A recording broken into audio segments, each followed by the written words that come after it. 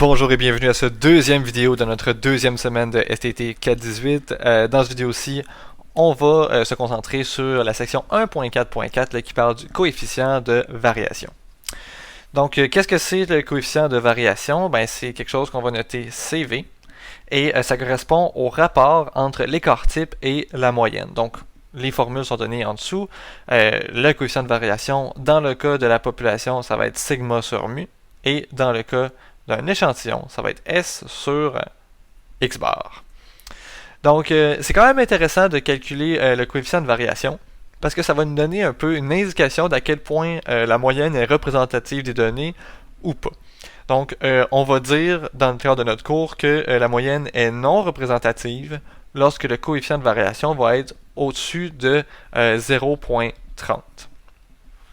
Donc, on va aller regarder un peu ici un exemple en lien avec ça. Donc, l'exemple 1.4.9. Donc, encore une fois, c'est un tableau qu'on a déjà rencontré, qui est ici, qu'on avait rencontré au cours de l'exemple 1.3.13. Donc, ça ici, on avait calculé que x bar était égal à 1.2 et on avait également trouvé là, que au total, ici, il y avait 120 individus. Donc, ça ici, là, on parlait d'un échantillon, si je me rappelle bien. OK. Donc, sachant tout ça, on peut maintenant aller calculer le coefficient de variation, et sachant le coefficient de variation, on va pouvoir se prononcer sur oui ou non, est-ce que la moyenne est représentative des données. Donc, on se lance dans le calcul, on part avec le calcul de notre variance. Donc, la variance ici, qu'est-ce que c'est? Donc, essentiellement, vu qu'on a comme beaucoup de valeurs qui ne sont pas données, on n'a pas vraiment des classes, il faut appliquer le même calcul plusieurs fois. Donc, je vais essayer d'expliquer qu'est-ce que je fais là. Donc, on prendrait la première donnée. Donc, la première donnée ici, ce serait un 0. Donc, on ferait 0 moins la moyenne, donc moins 1.2. On l'élève au carré. Donc, ça, là, ça serait comme le premier des 70 zéros qu'il y a ici. Après ça, on ferait le deuxième, le troisième jusqu'au 70e. Donc, on va faire 70 fois le même calcul. Donc, on va venir mettre 70 fois 0 moins 1.2 au carré. Ensuite, on va venir mettre 4 fois 1 moins 1.2 au carré, donc le 4 là, qui correspond vraiment là, au fait qu'on a 4 1 dans notre échantillon. Et là, on va faire ça jusqu'à la fin. Donc je peux peut-être toutes les faire ici, de plus. Donc on a 10 fois 2 moins 1.2 au carré.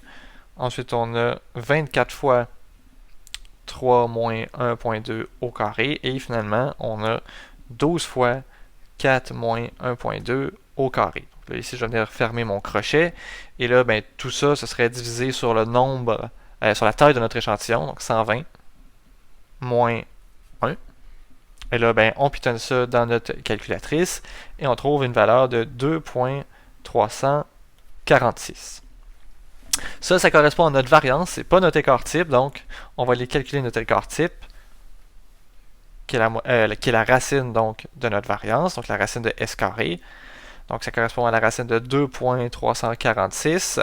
Et ça, quand on pitonne ça, on obtient 1.532.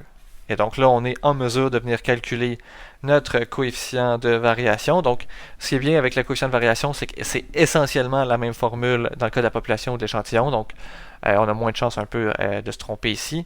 Donc, notre coefficient de variation ici, ça va être notre écart type divisé par notre moyenne. Donc, 1.532 divisé par 1.2. Donc ça ici, ça nous donne 1.276.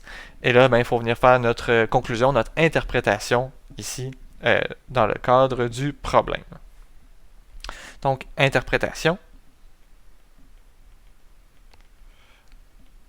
Voilà, donc ici, on va dire comme le coefficient de variation est égal à 1.276.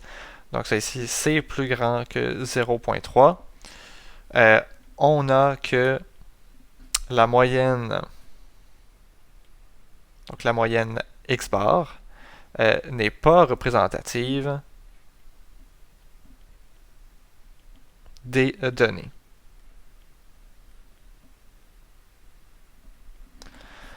Donc, qu'est-ce que ça veut dire dans le cadre d'un problème réel? Ça veut dire qu'il vaudrait mieux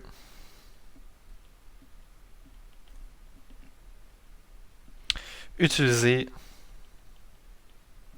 la médiane ou encore un outil adapté